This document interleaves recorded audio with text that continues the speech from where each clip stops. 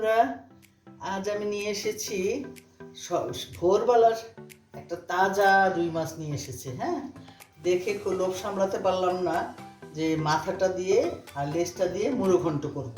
ঠিক আছে, সেই জন্য আমি মাথাটাকে একটু হলুদ লবণ দিয়ে মাখিয়ে নিয়েছি, মুগ ডাল ধুয়ে নিয়েছি, এক মুঠ পোলার চাল ধুয়ে নিয়েছি। হ্যাঁ, আমার মাকে দেখতাম একটু পোলার চাল দিত। আর তো সব ইনগ্রেডিয়েন্টস আছে, আমি করবো, তোমরা দেখতে থাকো। আমি মাছটাকে মাথা লেজটাকে একটু ভেজে নিচ্ছি।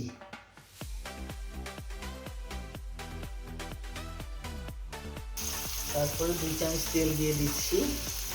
লাস্টে ঘিয়ের বাগার দেবো, সেই জন্য তেলটা একটু কম দিচ্ছি। দিচ্ছি লবণ, ধনিয়া, জিরা,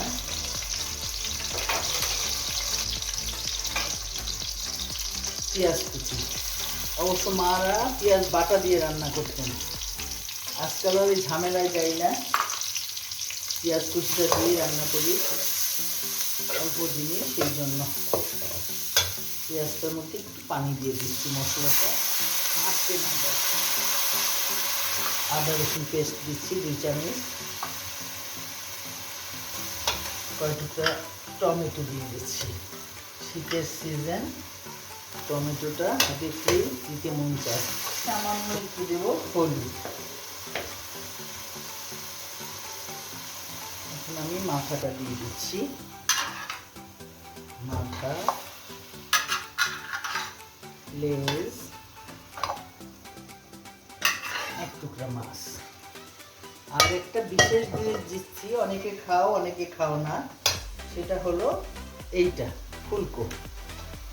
ফুলকো বলো নাকি এটা বালিশ বলো, আগের দিনে মানুষ এটাকে আবার বালিশও বলতো। এখন বন্ধুরা আমি দিয়ে দিব মুগ ডালটা। মুগ ডালটা ভেজে ধুয়ে রেখেছি, ওটা দিয়ে দিলাম। একটু ভাজলে ঘ্রাণটা সুন্দর আসে, কাঁচা দিয়ে কখনোই করবো না। হ্যাঁ, আর দেবো সাথে 1 মুঠ পোলার চাল। কষানো হয়ে গেছে। হ্যাঁ, আমি এখন এটার মধ্যে পানি দিয়ে দেবো। আমার মনে হয় 2 মগ পানিতেই হয়ে যাবে। ব্যাস, এটা ঢেকে দিচ্ছি।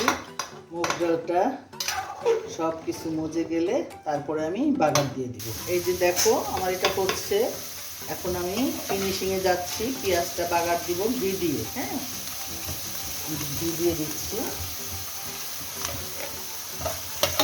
এই পেঁয়াজটা একটু বাদামি করে ভেজে এটা দিয়ে দেবো, ফিনিশিং কাজ। আর ফিনিশিংয়ে আমার দিতে হবে কয়েকটা কাঁচামরিচ। যেহেতু আমি শুকনো মরিচের ঝাল দেইনি, আমি কয়েকটা কাঁচামরিচ ছেড়ে দিচ্ছি। কাঁচামরিচের ফ্লেভারটাও ভালো লাগবে, একটু ঝাল ঝাল হবে সামান্য। তোমরা কে থেকে দেখছো আমার ভিডিওটা, আমাকে লাইক কমেন্ট করো। তোমাদের কিছু জানার থাকলে বলো, অনেকেই অনেক কিছু জানতে চায়। কারো কোনো প্রবলেম থাকলে সেটাও বলো, আমি তোমাদেরকে চেষ্টা করব সেইভাবে করে দেখাতে।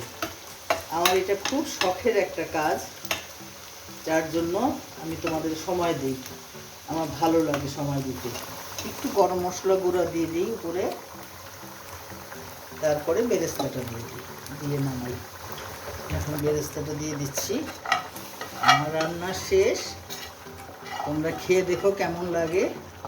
আমি পরিবেশন করে একটু পরে দেখাচ্ছি। একটু তেলটা ভাসা পর্যন্ত চুলায় রাখবো। তেলটা ভাসলে ঘিয়ের ফ্লেভারটা বের হয়েছে, কাঁচামরিচের ফ্লেভারটা বের হলে ভালো লাগবে। তারপরে আমি পরিবেশন গেল আমার রুই মাছের মুড়ো ঘন্ট। খেয়ে দেখো কেমন হয়েছে, লাজবাব। আল্লাহ হাফেজ।